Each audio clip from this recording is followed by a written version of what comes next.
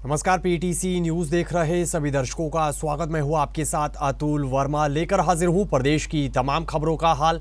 Bulletin का आगाज करेंगे, लेकिन सबसे पहले एक नजर हेडलाइंस पर। हरियाणा में आज मतदान का दिन। निकाय चुनाव को लेकर वोटिंग का दौर सुबह 8 बजे से जारी, शाम 6 बजे तक डाले जाएंगे वोट। केंद्रीय मंत्री मनोहर लाल खट्टर और मंत्री कृष्णपाल गुर्जर ने डाला वोट, लोगों से की वोट की अपील, जीत का भी किया दावा। निकाय चुनाव के लिए वोटिंग के बीच फरीदाबाद के वार्ड 15 में एक बूथ पर ईवीएम खराब होने का आरोप, भड़के उम्मीदवार के समर्थक लगाए आरोप। रोहतक में मिला युवा महिला कांग्रेस कार्यकर्ता का शव, हिमानी नरवाल के तौर पर हुई पहचान, पुलिस कर रही मामले की जांच। और बीते दिनों हुई बारिश और ओलावृष्टि के चलते शाहाबाद में किसानों की फसलों को नुकसान, किसानों ने गिरदावरी के बाद मुआवजे की उठाई मांग।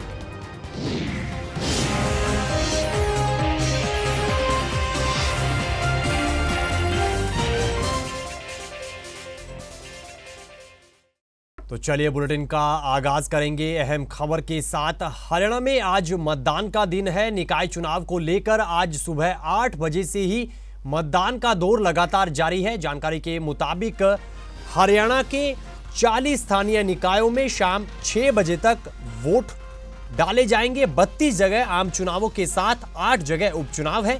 वहीं पानीपत नगर निगम के आम चुनाव 9 मार्च को होंगे।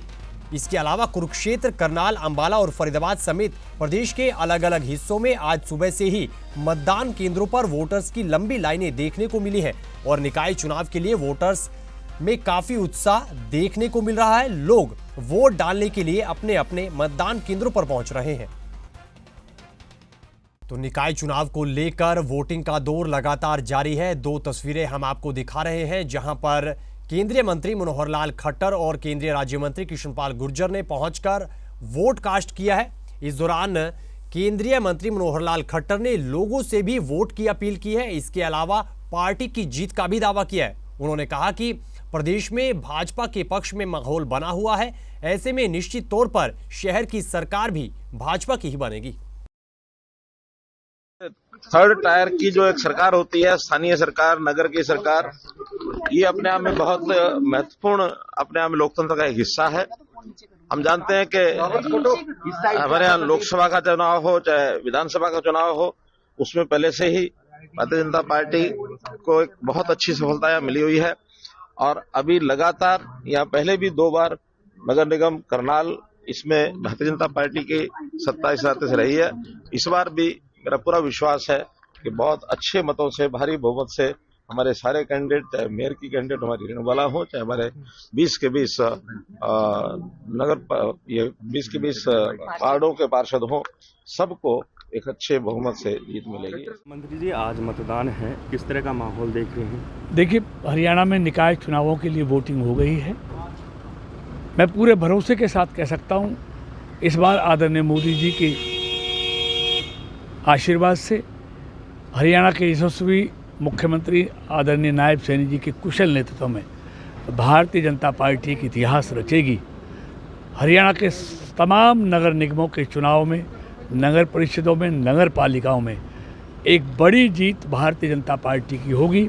अपने ही तमाम रिकॉर्डों को आज भारतीय जनता पार्टी तोड़ेगी। तो निकाय चुनाव को लेकर मतदान का दौर सुबह से ही जारी है। 2 और तस्वीरें आपको दिखा रहे हैं। अंबाला और कुरुक्षेत्र की ये तस्वीर है। अंबाला में मतदान केंद्रों पर वोटर्स का पहुंचना जारी है। अंबाला शहर की बात करें तो यहां नगर निगम के मेयर पद के लिए उपचुनाव हो रहा है। वहीं कांग्रेस उम्मीदवार अमीषा चावला ने मतदान किया है और लोगों से भी मतदान की अपील की है। वहीं दूसरी तरफ कुरुक्षेत्र के थानेसर विधानसभा क्षेत्र में संवेदनशील बूथ पर पुलिस की तैनाती की गई है और मतदान केंद्रों पर लोगों का पहुंचना लगातार जारी है। बहुत जरूरी है वोट कास्ट करनी। आजकल सड़कें, लाइटें, बहुत बुरा हाल है। स्ट्रीट लाइट भी नहीं है। रात को अगर कैंपेनिंग करने जाते हैं, लाइट्स ही नहीं होती, अपनी टॉर्च ऑन करके लाइट्स करनी पड़ती है। तो लोग नहीं निकले, उनके लिए क्या कहना है? उनको कहोगी प्लीज जरूर निकलिए, थोड़ा सुधार होना चाहिए, बदलाव आना चाहिए। 10 साल से बुरा हाल है अंबाला का। बहुत जरूरी है। स्वस्थ लोकतंत्र के लिए हर व्यक्ति को वोट देना आवश्यक है। उनके लिए हाथ जोड़ के प्रार्थना के बाहर घर से निकले और लोकतंत्र को स्वस्थ बनाने के लिए कृपया मतदान कीजिए, अपना अवश्य वोट कीजिए। हम वोट कास्ट करके आए हैं। आज वोट कास्ट करना हमारी अम्बाला के लिए बहुत ज़रूरी हो गया था, क्योंकि जो अम्बाला की दुर्दशा हो रही थी पिछले 10 साल में, नालियाँ, सड़कें, सबसे मेन मुद्दा आदमी का सफाई का होता है। हमारे अम्बाला की सफाई, हमने वोट जो किया अपने अम्बाला की सफाई के लिए, अपनी सड़कों को ठीक करने के लिए, और अपने जो आवारा कुत्ते सड़कों पे घूम रहे थे चलने, उन्होंने एक कहर मचा रखा कुत्तों ने, उन सबको ठीक करने के लिए, उन सिस्टम को दुरुस्त करने के लिए हमने वोट किया है। मैं अम्बाला की जनता से अनुरोध करूंगा कि सभी लोग घरों से निकलें और ज़्यादा से ज़्यादा वोटिंग करें, जिससे हमारा अम्बाला का एक लोकतंत्र जागृत हो। इधर निकाय चुनाव के लिए वोटिंग के बीच फरीदाबाद के एक बूथ पर ईवीएम खराब होने की खबर सामने आई है। जानकारी के मुताबिक फरीदाबाद के वार्ड नंबर 15 में एक बूथ पर ईवीएम मशीन खराब होने की खबर निकल कर आई है और इस मामले को लेकर एक उम्मीदवार के समर्थकों ने गंभीर आरोप प्रशासन पर लगाए हैं, जमकर हंगामा किया है। समर्थकों के अलावा मतदाताओं को भी वोटिंग के लिए काफी परेशानियों का सामना करना पड़ा है। हमारा घर है, हमारे वोट है। यहाँ सुबह 6 बजे से मशीन हम गए हुए, कोई मशीन चालू नहीं हुई।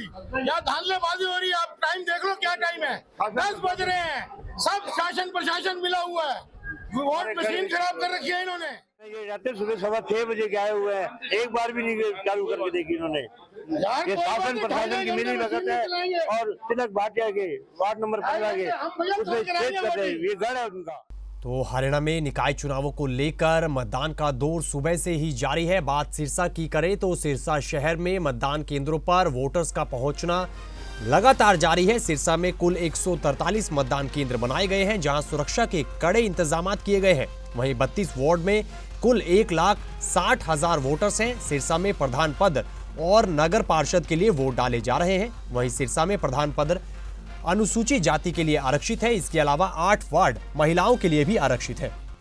खबरों में आगे बढ़ेंगे, अगली खबर का जिक्र करेंगे। अगली बड़ी खबर रोहतक से निकल कर आ रही है। रोहतक के सांपला बस स्टैंड के पास युवा महिला कार्यकर्ता का शव मिलने का बड़ा मामला सामने आया है। जानकारी के मुताबिक कांग्रेस कार्यकर्ता की पहचान हिमानी नरवाल के तौर पर हुई है। पुलिस अधिकारी के मुताबिक महिला कांग्रेस कार्यकर्ता का शव बस स्टैंड के पास सूटकेस में रखा हुआ मिला है। वहीं पुलिस ने शव को पोस्टमार्टम के लिए पीजीआई रोहतक भिजवा दिया है और मौके पर फोरेंसिक टीम को भी बुलाया गया। बताया जा रहा है कि महिला कार्यकर्ता ने राहुल गांधी की भारत जोड़ो यात्रा में हिस्सा लिया था। इधर कार्यकर्ता की हत्या की खबर पर, शव मिलने की खबर पर कांग्रेस विधायक बीबी बत्रा ने दुख जाहिर किया है। ये भी सूचना मिली थी कि सड़क के किनारे, हाईवे के किनारे झाड़ियों में एक सूटकेस में डेड बॉडी मिली है। अभी एफएसएल टीम को बुलाया है, मुकदमा दर्ज कर रहे हैं, जांच कर रहे हैं। हाँ, ऐसा लग रहा है देखने में कि इसका मर्डर करके इसकी डेड बॉडी को यहाँ पे फेंका गया है। बाकी जांच कर रहे हैं, मुकदमा दर्ज करके कार्रवाई कर रहे हैं।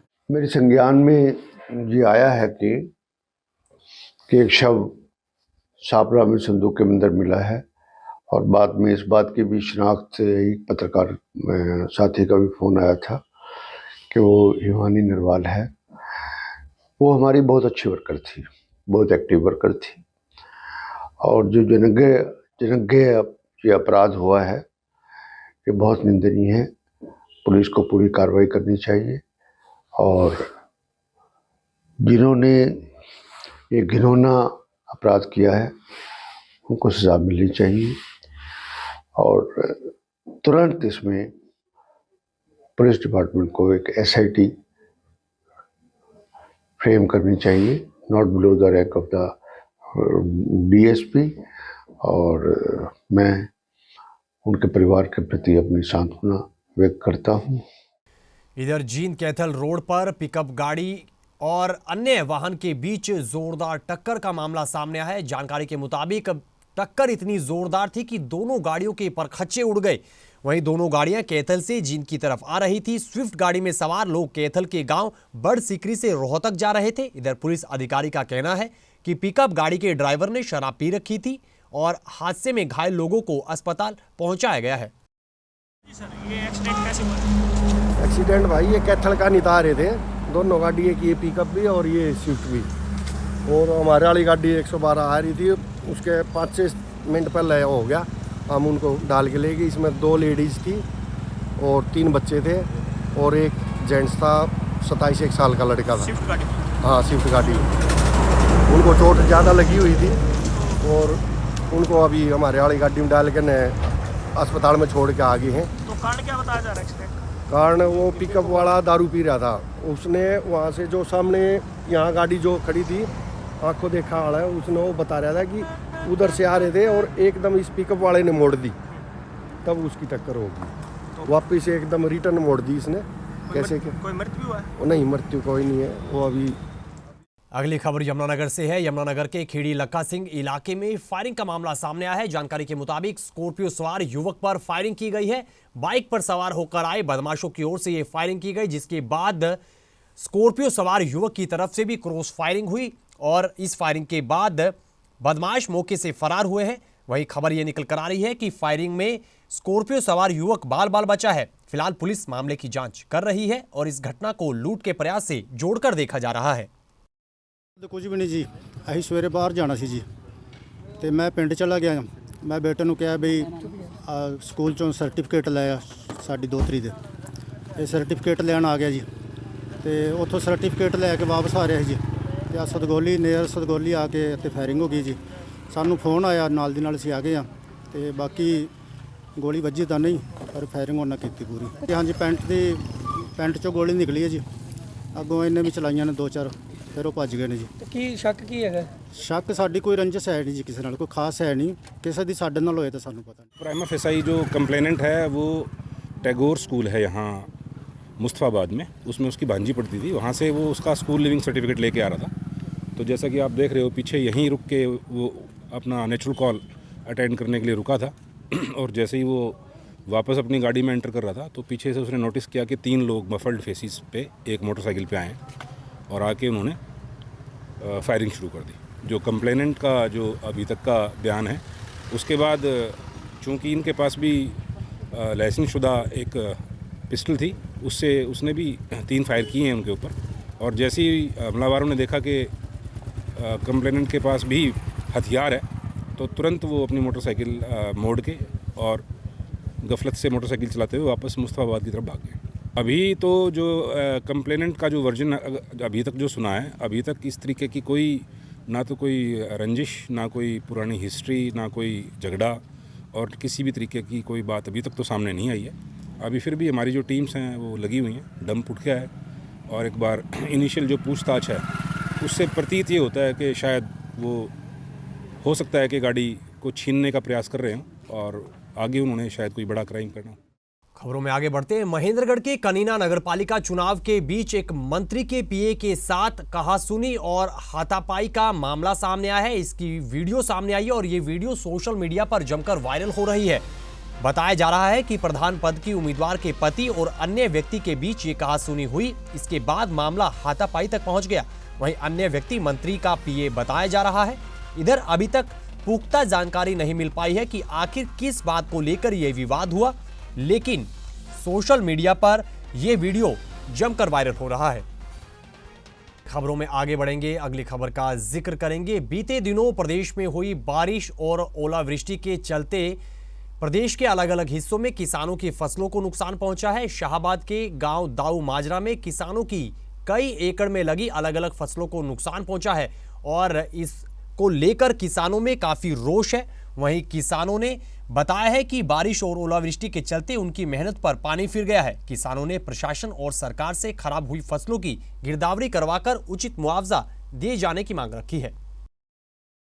यहाँ पर ओलावृष्टि से गन्ना किसान को, आलू किसान को, सूर्यमुखी भी बिल्कुल तहस नहस हो गया, बरसीम और गेहूं का तो नाम इंसान ही नहीं रहा। हम सरकार से अपील करते हैं कि हमारी गिरदौरी करा के हमारे को मुआवजा दिया जाए, जिससे किसान की माली हालत में सुधार हो, वरना किसान बिल्कुल बर्बाद हो चुका है। जो कल की बहुत भारी ओलावृष्टि हुई है, सूरजमुखी का भी बिल्कुल सफाया हो गया। आप गन्ने के पत्ते भी देख रहे हो कि बिल्कुल गन्ने के ऊपर जब पत्ता भी छोटा है, सबसे मजबूत फसल होती है, तो और फसल का तो बहुत ज्यादा भारी नुकसान है। सरकार मुआवजा दे, गिरदौरी कराए। तो इस खबर के साथ फिलहाल इस बुलेटिन में इतना ही, लेकिन पीटीसी न्यूज पर खबरों का सिलसिला बदस्तूर जारी है। आप बने रहिए पीटीसी न्यूज के साथ। फिलहाल के लिए दीजिए इजाजत। नमस्कार।